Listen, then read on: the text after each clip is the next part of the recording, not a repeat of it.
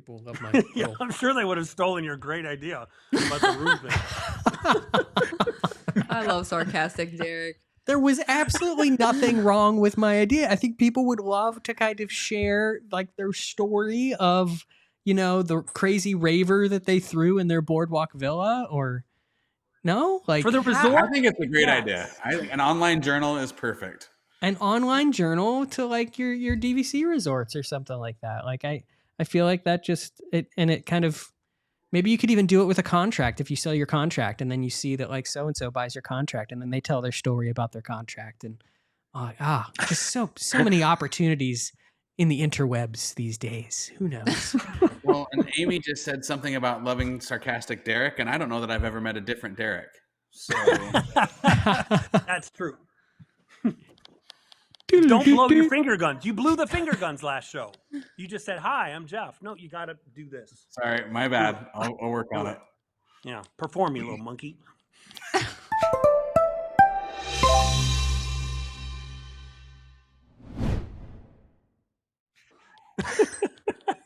Hey everyone, and welcome to this week's episode of the DVC Show. I'm your host, Paul Krieger, and I'm joined this week by my lovely wife, Amy Krieger. Hello. We've got Senior Sales Associate with the DVC Resale Market, Derek DeBoer.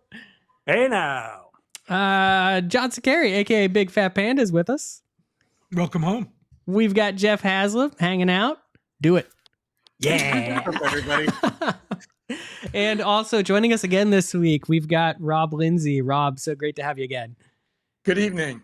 I don't even know where to go after that whole intro discussion. That's going to be great, and I hope the internet loved it as much as I did. But welcome to this week's episode. We're already having fun, and we're already like an hour and a half into filming 3 shows, so you know that we're geared up and kind of firing on all cylinders. But this week we are kind of looking back into the past of Disney Vacation Club, and I think I called this show kind of Disney Vacation Club then and now, also kind of Disney Vacation Club history. But we're privileged to have Rob here with us, who, Rob, you were like owner number 7 at Old Key West? Something like that. something along those lines. But Rob has kind of known this product and kind of eat, sleep, drink this product for so long that I think it would have been remiss for us to not really take advantage of the knowledge that he can bring to the conversation and kind of give us an idea of where Disney Vacation Club came from and what we know about the product from the past, but also what it's kind of shaped into what it is today. So we're gonna dive into that conversation. Before we do, as always, if you love all of our content here on the DVC show, this is brought to you by the world of DVC. DVC Resale Market, if you're looking to buy or sell a Disney Vacation Club contract, they can help you with that process. Monera Financial, who can help you with financing a Disney Vacation Club Disney Vacation Club resale contract, and the DVC rental store, where you can try before you buy, rent out some points, or if you're not going to use your points this year, you can rent your points and get some cash for them. So please show some love for our sponsors at the world of DVC. But Rob, this show is kind of you. We kind of joked before we actually got started that we're just going to kind of leave and just we're just going to go here and you're just going to talk to us for the next hour or so. But I wanted to really start the conversation with having you share a little bit just about your Disney Vacation Club journey, because I know you've been on these shows in the past, but for many newer viewers, you're kind of a new face. So tell us a little bit about yourself. Tell us kind of what attracted you to Disney Vacation Club and when you bought in. We had been taking our family to Disney about every 18 months for years since our children were little, and they loved it and we loved it, and we loved seeing them grow up at Disney. And then in the early 90s, 1991 actually, when we started getting flyers in the mail and information online. Well, nothing was online at that time, but we started getting flyers in the mail about this Disney Vacation Club, and never really looked into it too much, although we did were paying attention to when they were building the Disney Vacation Club Resort, which was later changed to Old Key West. I had a friend where we lived in Indiana that had just purchased. So I picked his brain about what his impressions of it so far had been, and he had even had an attorney look at all the paperwork and look at all the documents and couldn't see anything wrong with it. So we were actually staying at another timeshare in Orlando in 1993 in June of that year. And we left the girls in the condo, and we went over and just walked into the Commodore House at Old Key West, which was the sales office, and asked if we could take a tour. And of course, we didn't have a reservation, but they found somebody. Her name was Betty Pleasant, and she was very pleasant. And we took the tour, and we took the tour and decided we were going to buy at the time. The minimum purchase at that time was 230 points. And at that time, the price was $56 a point. In the fall of 91, when they started sales, the price had been $51 a point. So in a year and a half, they had increased the price by $5 a point. And then the rest is history. That's been going on for years and years and years. So that was our decision. We knew somebody personally who had purchased it, someone that I respected and trusted, and so we felt it was a good deal too. And then we had to change our vacation habits because we couldn't just wait to come every 18 months anymore. One of our daughters at that time was in college, the other one was in high school, so we weren't tied down with young children at that point. So the two of us just came down for most of our trips. And we got to the point where we were able to come down 4 or 5 times a year for about 10 days. And we had made a decision that at retirement, we wanted to be able to spend the winter, instead of spending it in sunny Indiana, we could spend it in Orlando, Florida. And we had a number of other timeshares, not Disney related, that we could stay in on the way down and on the way back. And so we had all this figured out. And so we started adding on points. We purchased in June. We did our first add-on in September. We ultimately, on that original contract, had 7 contracts on there, 7 add-on contracts. And right now, Derek's helping us get rid of the last 2 that we had on that contract. But we also saw the wisdom in purchasing resale, and we started accumulating points that way. So we were well on our way to being able to meet that goal of spending the winter in Florida. A couple of quick things here. I hope this was, at the time, was the DVC logo in 1993. It had 2 mountains. It had a Mickey sun rising over the mountains, and it had some water, and it had 3 palm trees. This, however, was not the original logo. This is not a very good copy, but this was the original logo. It had 3 mountains, 4 palm trees, water, and it had a big red boat on it. Because at that time, Disney had a relationship with the big red boat for cruises. This is pre-Disney Cruise Line. So later on, they decided, and this was in the, see if I can, this was the logo. I'm struggling to. There you go. There it is. It's the opposite of what you think. Yeah. 2 mountains, still had 3 palm trees, 2 mountains. So at the time, Boardwalk was being built, and we joked on the internet that you got rid of one of the mountains to be able to build the boardwalk. For those watching that are under the age of 20, that was a VHS tape, by the way.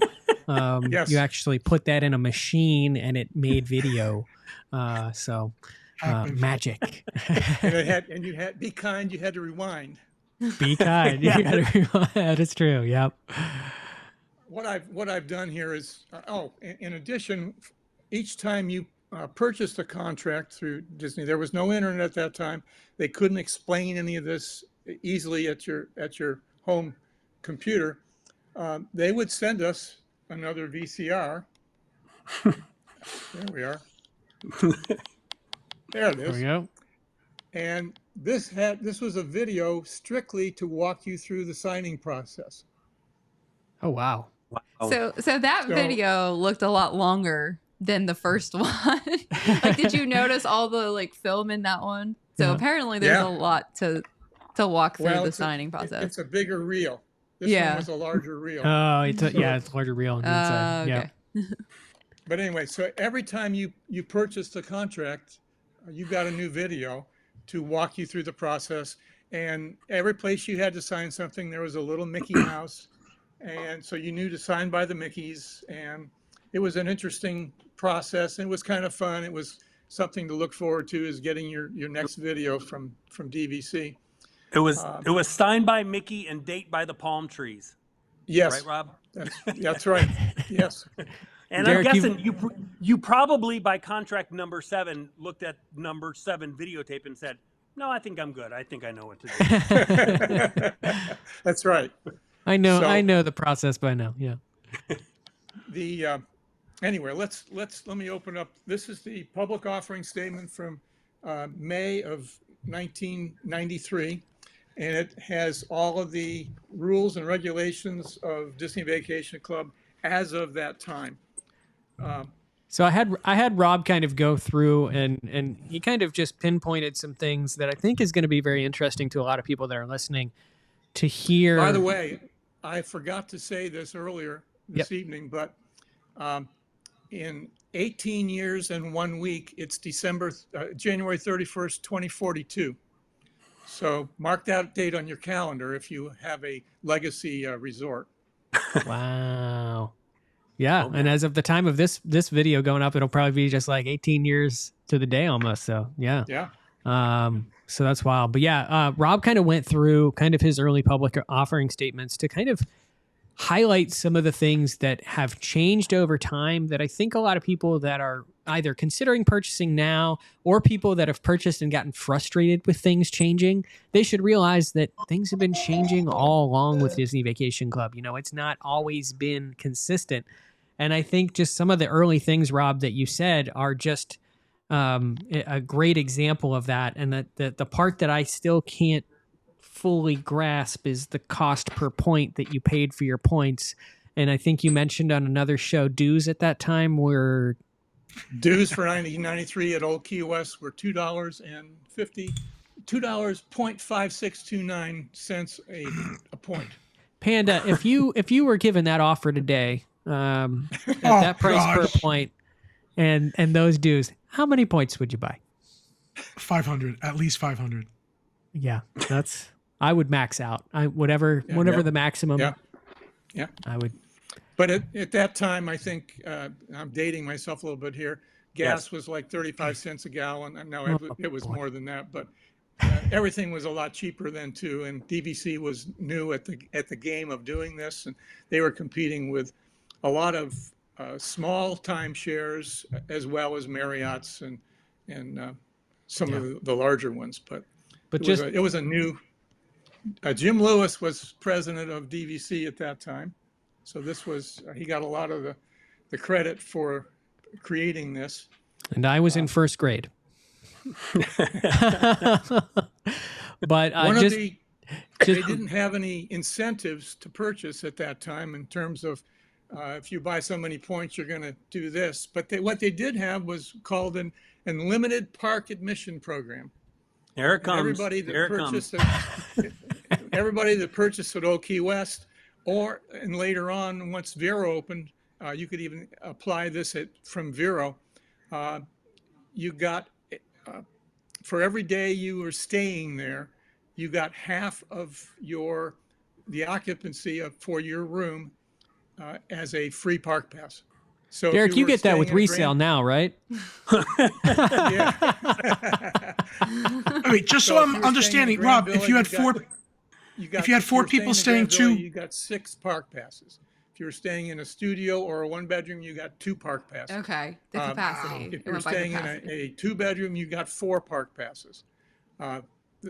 the maximum allowed at that time was 4 in a 1-bedroom, 4 in a studio, 8. There was no 9, there was no 13. You know, they could accommodate that number exactly. But anyway, you got those free park passes. I was told at that time by one of the not a DVC guide, because those guys will say anything, but by one of the corporate guys that it cost DVC $35 a day for us to use those passes. So DVC had to pay the Parks Division $35 a day for each pass that was used. We could use. And did you get them, Rob? So it wasn't just a once a year thing, right? Was it? So if you and your wife or you came down 3 to 4 times a year, it was for every single trip, correct? Every time you stayed in the DVC resort. Wow. But what I want to know is, how did they take that perk away? And what was your reaction when they said, well, no more passes? It had an end date. It wasn't January 31st, 2042. It was December 31st, 1999. So it ended on that date. Y2K. It affected someone. I knew it did. However, they had a problem with that because it was not clearly defined in the rules. And there were people that were wanting to borrow points from 2020 to use in 2019. And the rules didn't say you couldn't do that. So they got some lawsuits from members, and they had to give in because they knew they were going to lose that one. So there were people that could borrow their 2020 points to be used in 1999. That's so strange that there was communication issues with Disney Vacation Club telling people stuff. That's unusual. It never happened. That's great. Never happened. I was believing Derek. I'm like, but it hasn't happened since. Yeah. Yeah, right. At least there's consistency in the program. I mean, we know that. Well, and you think about that in the history of Walt Disney World, 98, 99, like Rob's talking, like that was what I call prime Disney World. That was the golden age. That was Absolutely. Hollywood Studios had opened and filled and was being revamped. Animal Kingdom had just had opened in 98, so what a cool time to be the Millennium celebrations, like some of the most vivid memories of my childhood. Like that's like the one of the policies was that it was the park passes were good only at the parks that were open at that time, which was Old Key West. It was Magic Kingdom, Epcot, and Studios. Mm-hmm. So later on, you could not use them once Animal Kingdom opened. We happened to be there. I think this was shortly after Animal Kingdom had opened that fall, or maybe it was the next year. But and a hurricane went through, and they shut down all the parks. And we were all confined to our rooms. They brought sandwiches around. They brought flashlights around. They told us to fill up the bathtub with water. And we were staying in a 1-bedroom, so we had to fill up the hot tub with water. And so then the next day after the hurricane had passed through, and they decided that there was not very much damage, they could reopen. They provided bus transportation to Animal Kingdom, and they allowed us to use our free passes to go to Animal Kingdom at that time. So that was the only exception, to my knowledge, that was made. Being there for a hurricane, this is for another topic really, but was an amazing adventure though. They really did things right, and that safety was number one with all that stuff. So that was the limited park pass admission program, and that disappeared December 31st, 1999. But we did not have any options. If you bought more points, you're going to have a price reduction or anything. That was it. That was all you were offered. The sales pitch was done at the Commodore House, which was just a delightful building. It's where Building 63 sits now. Or is it 62? 62, right there across the street from the Hospitality House. And it was a beautiful building. It had some large rooms for multiple people to watch a video at the same time, and then smaller rooms where you could go in and have a private conversation with your guide. And it was kind of sad when they tore that down. In looking through all these documents, there's 240 pages of these documents, but the plan to build those other 3 buildings was in the documents originally. So in 1991, they had already planned what to do when Commodore House was going to be taken down. Wow. Planning ahead. Moving right.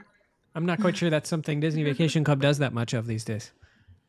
Plan ahead. I did want to, before we move on to the next topic, just kind of like in that theme of like then and now, just like kind of comparing where we've gone. So we went from free park passes for basically every trip that you took to go down on your Disney Vacation Club points to the last known thing that I recall Disney Vacation Club doing is sending like a water bottle after you closed on your direct contract. Now, yeah. Yeah, There's like a water bottle. it's like a gold plated water bottle, but it's actually just spray painted gold. So no plating or anything like that. But we've come a long way from the park passes.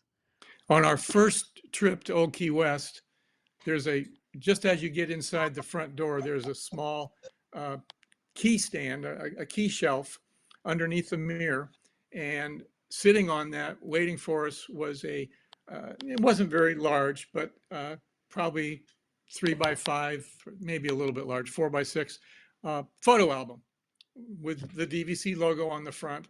And that was just one of those nice little touches that they did at that time. The linens were all peach colored. That went the way of the dinosaur not long after that, but that was one of the selling points, the unique design of the rooms and the amenities that were in the rooms.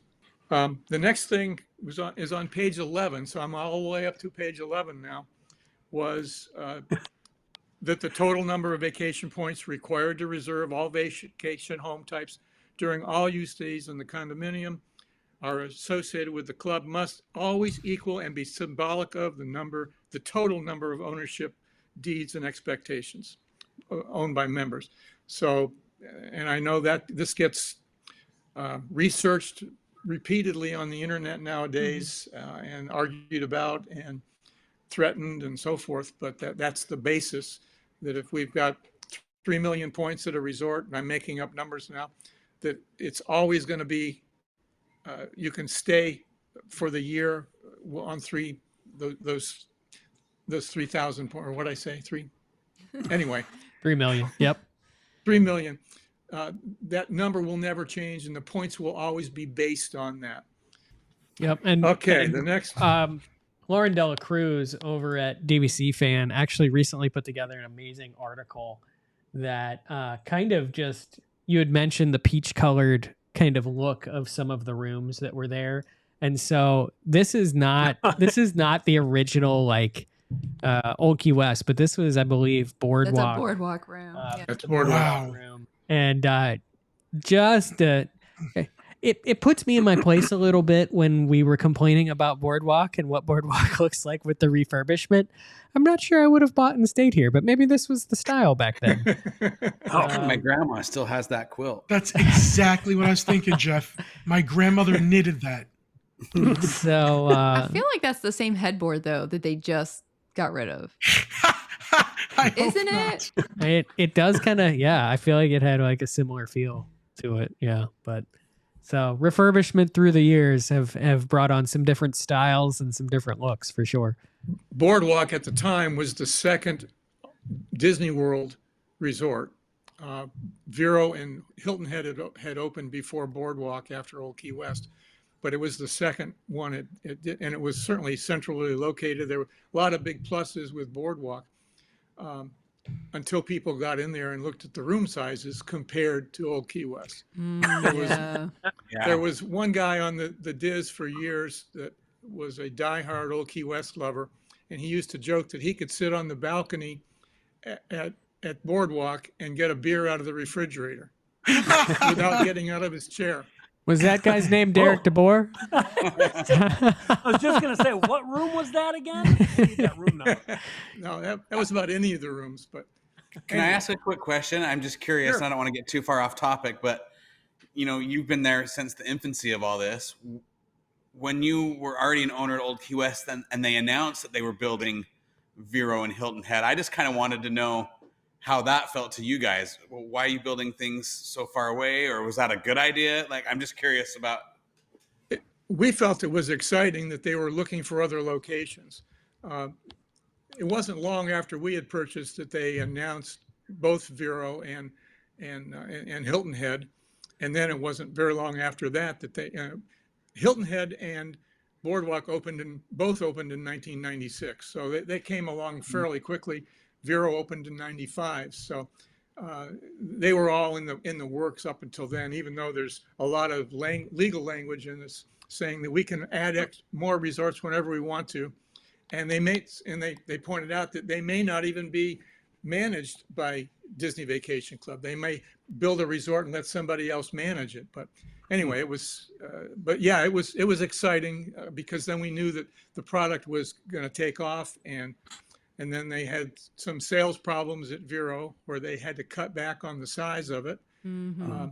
The original purchasers got a real deal, and I think if you still own your original, and Derek, correct me on this if I'm wrong, but my understanding is if you were one of the original purchasers at Vero before they had made the announcement that they're going to cut back on the size of the resort, they have a lower dues than. Yep, I'm going to pull them up just because. That's very funny you mentioned that, Rob, because I was working today and someone reached out to me and said, so I'm on your site and I'm looking for, an Alani subdues, but I see that I think you guys have a typo because I see a Vero Beach contract that it says subsidized dues for Vero Beach. So you might want to go ahead and fix that. And I'm like, actually, that's one of the extremely, extremely rare subsidized dues contract where if you buy it, you're guaranteed less dues. So those Vero dues are crazy high, but this actually gets a couple bucks off your. I didn't realize that a resale purchaser would. Interesting. Mm-hmm. Yep. Oh yeah, they're super. We probably get like one out of like 4,000 to 5,000 contracts a year. So we do have one currently. So yes, that's great. And just to give you those numbers really quickly, so if you purchased Vero Beach before January 1st, 1996. Your annual dues for 2024 are $10.8906 per point. And then for everybody else who purchased on or after January 1st, 1996, their annual dues are $13.8628. So pretty much almost $3 less for those subsidized dues. Yep. That's significant. And Rob, I don't know if you know this, but I feel like it's pretty true. It was fairly recently that Disney actually sold off that additional land that they had for that expansion. They sold that plot off to someone else, I think, within the past couple of years or something. Yeah, I knew they had done it. I haven't kept track of when that happened, but I knew they were. Derek's nodding his head. He did the sale, so. Yeah, I did the sale. It's the land across the street. So for all my fellow Vero Beach lovers, it's, when you look across the street, when you go over there to where the basketball courts are, where, a big field over there, they had planned, like Rob said, the original plans were to make that Vero Beach a lot bigger with across the street. And then they're going to have the ones here, but it just didn't pan out like that. So it's the nice, quaint Vero Beach that it is today. The next thing was about banking and borrowing. In 93, you could only borrow 50% of the next use year. Should sound familiar to some people. You could bank up to 60 days before the end of the year, your end of your use year. But there were also percentages. So for the first 6 months of your use year, you could bank up to 100% of your points. For the next 2 months, I think, through months 6 through 8, you could bank 50% of your points, not 50% of what you had left, but up to 50% of your points. If you've already booked 50% in the first 6 months, you were done for the year. And then the last 2 months that you could bank were months 8 through 10, and you could only bank 25% of your points. For all of the changes that we all sit and complain sometimes, I can't believe Disney changed this. I can't believe this. This, honest to God, is the best thing they ever changed, because I remember when I was a guide trying to explain to people, it was the hardest part about guide training, was trying to figure out, okay, if you bank them on Thursday and you have red hair, you can bank a quarter of your points. And then it was such a mess. So Rob can attest, all the perks that have come and the perks that have gone, that change in the banking rule, bless you. Thank you. I mean, it should be easier now, and I do this all day, every day. But even in the current environment, I have a chart printed out and on a dry erase board magnetically attached to it, so that I can make sure that I'm always stating like the right banking deadline for the right use year and everything like that. But I'd have to have like 7 of these charts to explain what Rob just explained back in the day. Like, that just awful, bonkers. So at this time, you can have up to 3 years worth of points by banking 1 year, using the current points, and borrowing points from the third year. You can have 300% of your points available for a large vacation. At that time, the max was 250, because again, you could only bank 50% of your points initially. Borrow 50% of the points from the third year. So that's another change. I don't know how many people have used that feature consistently, but that's another little change that eventually was made. A lot of these things, and I think they had a model from another timeshare that had been doing this. It may have been Marriott, but that doesn't sound right to me right now.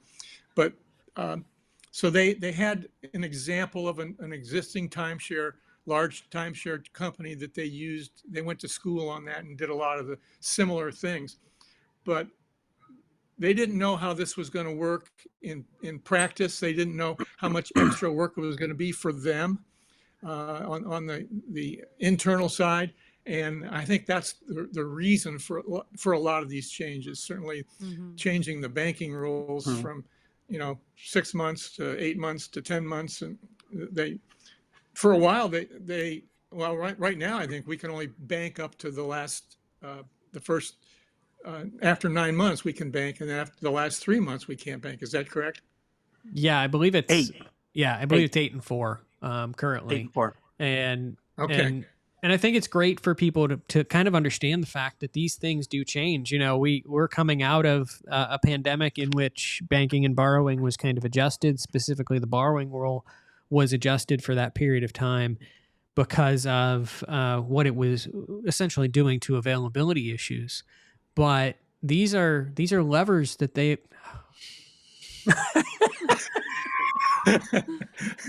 Everybody take a drink. What else am I supposed to say? Someone find me a thesaurus and give me another word for levers. Try lever. I'm done. But these are things that they have to do to make sure that guest satisfaction is maintained. If they had not put these things in place, then there would have been issues that we would probably still be dealing with today that linger from the pandemic. And I think something that we've said multiple times on this show is that a lot of these things, whether it be benefits, whether it be, these banking and borrowing things, as Rob is pointing out tonight, these things are built into the bylaws of what we have agreed to be a part of in Disney Vacation Club. And as such, they can change, they will change, they will always be in a state of changing. And I doubt we've seen the last changes as we sit here recording this show on the cusp of what is probably the next evolution of Disney Vacation Club, which is this trust product and a whole new breed of what Disney Vacation Club looks like. And so I think it's just great to kind of hear where we've come from and kind of then see into the future of where we're going with this. And I mean, I think if I could just touch on it, is kind of what Rob said too, is always, and we stress to people all the time, buy Disney Vacation Club for Disney Vacation Club. That's it. You're buying it for your accommodations, that's what you're buying Disney Vacation Club for. Believe me, when I bought in 1999, it still pains me every time I see valet parking available at some of these Disney Vacation Club resorts, and it's $30 to $40 or whatever to valet. When I joined Disney Vacation Club, one of my perks was free valet parking. I know Rob remembers you used to get free valet parking. So you go on vacation, you pull up to the boardwalk, and you valet park your car and you go. Also, at the boardwalk, when I took the tour and when we purchased at the boardwalk, they explained to you, now, do you see this room here that's up above Jelly Rolls, which is a dueling piano bar? Well, this is kind of like a members lounge, and it's called the Attic is what it is. Yep. Many people have never seen it because it's no longer part of your Disney Vacation Club membership. It was an amazing room, and when I toured, it was, and you and Annie can come up here and watch the Epcot fireworks because it's just for members alone. Now, nope. So always remember, any perk that you have, any little discount, anything like that can be taken away and removed at any time. So buy DVC for DVC. Good point.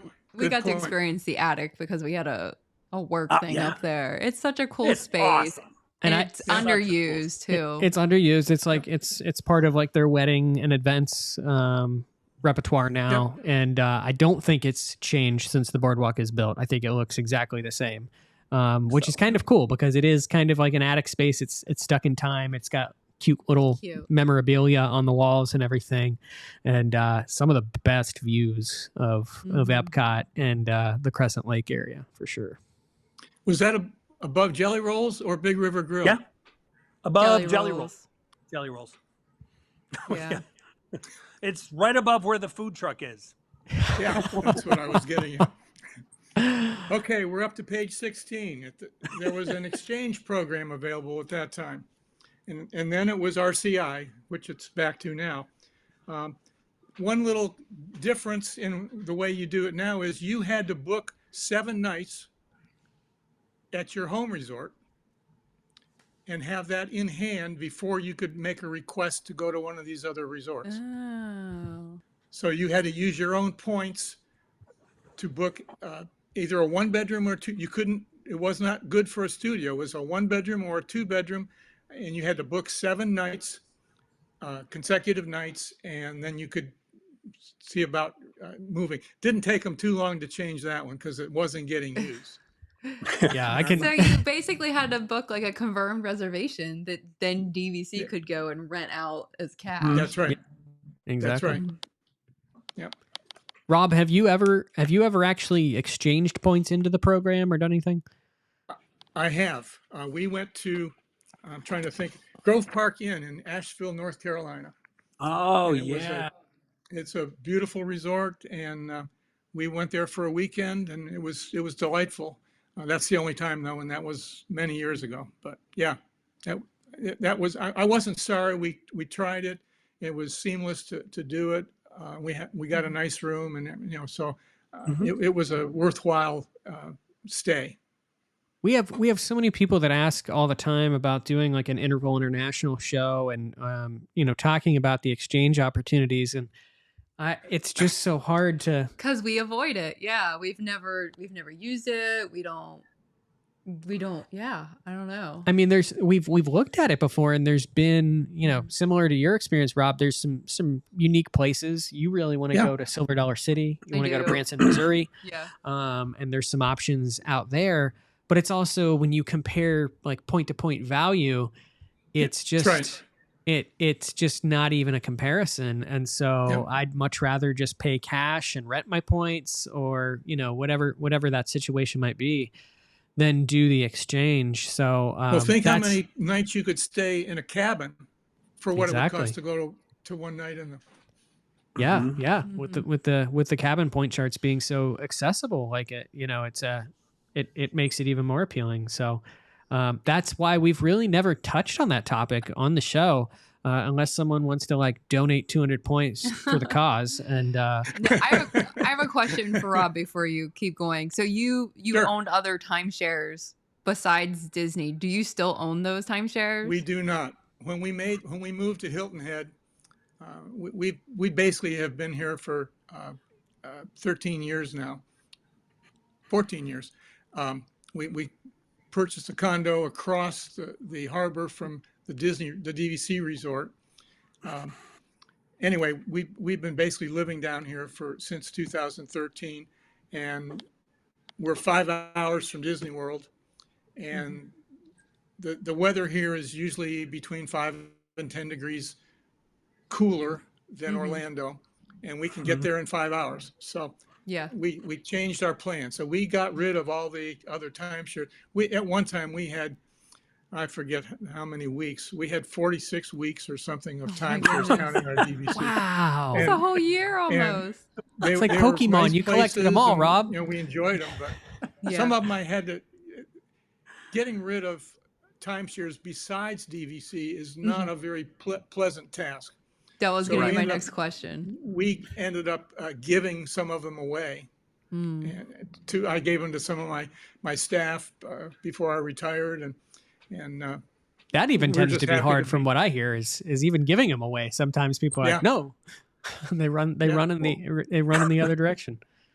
We own an RCI still. We have for, I don't know, 10 years or something like that. And the only reason I still have it is because of that. It is just too different. In fact, I bought it and my name's not even on the deed. It's my Amy and her ex-husband are still on the deed because it's just too complicated to get it changed over. Oh my gosh. And it just speaks to how Disney Vacation Club made such a product that you have to use the word timeshare. Derek will tell us we legally have to say it's a timeshare, all of that kind of stuff. But at the end of the day, the product is so much different that it stands in a league of its own. And I hope that's for sure. I hope that a year from now we can all jump on a call like this and do a podcast where we continue to say that, with what we're on the cusp of with the trust and how we've seen other timeshares kind of take on that model. Because it is, I know, a concern of a lot of people at this point in time. I'm up to Article 8, which is general restrictions. And I just wanted to read this one because I chuckled at it last night when I was looking at it. I mean, it goes over permitted use and no domiciliary intent. You can't make it your home. But Section 3 is no mining or drilling. I think this goes back to, you said they borrowed these from somewhere. There should be no mining, quarrying, or drilling for minerals, oil, gas, or otherwise undertaken within any portion of the DVC property without specific consent of the owner. They knew that they were going to do cabins and people were going to be right outside those cabins with a shovel. You go. Drilling for gold. They knew that many years ago. I think it means that Disney knows there's oil under Walt Disney World. They don't want anybody finding it. It's built on top of a giant sinkhole, maybe. Yeah. More likely. Or it could be that that's actually a direct purchase restriction, whereas I believe when you buy a resale contract, you can mine. I like how what I said. I like how what I said was way off base, but that's gonna pass. Someone's gonna call like the front desk. Another Someone above restriction me is drilling. Another restriction I wasn't aware of under Section 8. No animals, livestock, or poultry of any kind shall be raised, bred, or kept on the development property. Now that's got to be specific to Florida because at least 7 of my neighbors have chickens and poultry, so I do feel like that was written specifically for Floridians. But that's changing too. Now you can have 2 dogs in a cabin at Disney Wilderness. So for a slight extra charge. So Rob, when you watched the video that they sent you, because you said they sent you video to walk you through, how long is it? And do they cover literally like all 200 pages and just basically read it? Or is it just kind of like a highlight type thing and the video's only it's a highlight thing. They tell you what pages you had to sign. And it was an attractive couple, a man and a woman who may or may not have been husband and wife, but that's how it was probably 2 of the guides. But anyway, it was a very well done production, as is anything that Disney does like that. So, okay. Paul and Honey, why are you packing your mining equipment? DVC. It says right here. Okay, something else that a lot of members don't or may not recognize is that we have the power as members to get rid of the managing entity for our resorts. Yep. Requires at least a 3/4 vote of all the members. Disney's not going to provide the list of who to contact, and it's not likely to happen. But there's a whole list of things that would have to change if that ever happened. You'd have to remove Disney from any signage or any stationery. Walt Disney World couldn't be mentioned. So there's a whole long laundry list of things that could no longer be claimed. And it's per resort, isn't it, Rob? Yes, it is. Yeah. This is the start of our campaign. We used for to joke that 2025. we were gonna stand outside with like a voting type booth where we would try together. We're nominating Panda for the president of Riviera. I'll do it. I think we should do this and just rename Fort Wilderness Camp Krieger. Where you can have 3 dogs. On the DIS for years, there were discussions about this, but how would you like to have to negotiate with Disney for trash removal, or for maintenance, or for landscaping, or repairs, or front desk? I mean, any of that stuff. If you get rid of Disney, you've got to replace everything that they did. Better warm your lawnmower as your timeshare. So. Okay, I've got a plan here. You guys, in June of 2041, let's get ready. Let's get ready. Prime the gates. We'll have our lists ready to call people, cold calls. So when do we all feel that they're going to restrict banking and borrowing? It'll be before June of 21. Like a year or two before, probably. So Rob, I have a question for you. We're covering all these rules, regulations, and everything, but Rob, I can't imagine being either your child or a grandchild who has benefited from what you've done, the amount of memories that you've created. Can you just talk about that for a second? If you go back, your kids were raised in these resorts. It was amazing for you, no? Absolutely. And once the girls got married, we really look forward of once again seeing Disney World through a child's eyes. It's just a marvelous experience. All of the grandkids have been there multiple times. Lots of family time down there.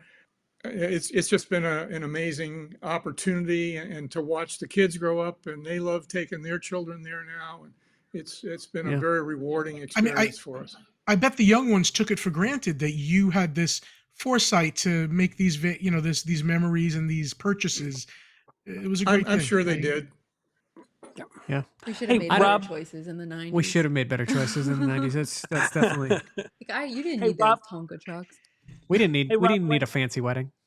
When I met Rob a couple of weeks ago, or almost a couple of months ago, at Old Key West, Rob, you had given me an astounding stat when you kind of told me and said you kind of calculated from being a Disney Vacation Club member into how much actual time you've spent at Old Key West. Do you remember what that number was? Because I remember picking my jaw up off the floor. When I figured this out, it's probably been 5 or 6 years, but it was over 3 years that we've lived on property at Disney. Wow. Yeah. Okay, I officially want to come back as Rob's either kids or grandkids in the next life. Wow, and I would, if we're gonna make any like motion to overthrow Disney or do anything like that, which we're not doing Disney, just but a joke. I would rival and question, has anyone stayed? And if you have, put it in the comments. If you've stayed more than 3 years at Old Key West, I'm sure there are. Cumulative. And cumulatively, if even if someone does get close, I feel like, Rob, you deserve having one of the buildings named after you or something at this point, just based off your contribution, not only to staying there that long, but also just all the knowledge you have with DVC. And honestly, I don't know of a better way to wrap up this show. I feel like we could spend another 12 hours going through the remaining 70 million pages. And I've only got another 180 pages to go. Rob, it's just a reason to have you back for future shows and to kind of talk through this further. But before we wrap up, anything else from anyone else in the room, or any last questions or thoughts for Rob, just about kind of what we've learned about where DVCs come from? It's been fascinating. I just want to say that I'm glad he's here. I just think I think people are going to really get a kick out of this. Yeah, that's what I want to add too, is, being able to finally hook up with Rob again, because we've done so many shows in the past, but it was always on camera. So to be able to meet him in person, he's just as genuine and just likable and lovable and smart and energetic and such a great storyteller, that when we posted that picture of me and Rob, the response that people had, I literally texted Paul immediately and the whole group, and I said, we got to get Rob on here. Rob is just such an amazing person. So Rob, thank you on behalf of the entire community, from everything that you've been involved with the whole Disney online community. We would not be where we are today without you. So thank you. Thank you, Derek. Thank you all. Yeah, I think I said in our chat that Rob's probably forgotten more about DVC than we've all learned. So yeah, he did say that.